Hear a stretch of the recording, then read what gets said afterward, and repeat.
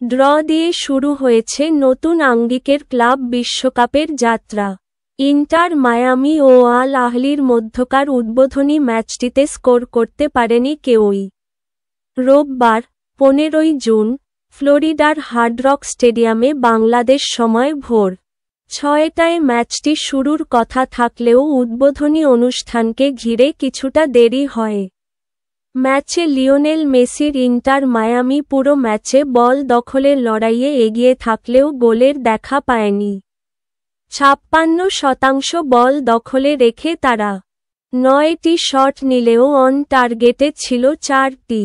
বিপরীতে মিশরের club Al আহলি 44% বল দখলে রেখে 11টি শট নিলে 8টিই ছিল অন টার্গেটে। প্রথমার্ধে এগিয়ে যাওয়ার বড় সুযোগ ছিল আল আহলির সামনে। 43তম মিনিটে উইঙ্গার ট্রেজেগেট পেনাল্টি থেকে গোল করতে না পারায় লিড নেয়া আর হয়নি তাদের।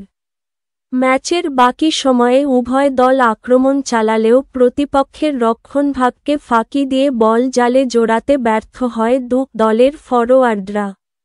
এ গ্রুপে ইন্টার মায়ামি ও আল আহলির সাথে আরও রয়েছে পর্তুগালের ক্লাব এফসি পোর্তো ও ব্রাজিলের ক্লাব পালমেইরাস।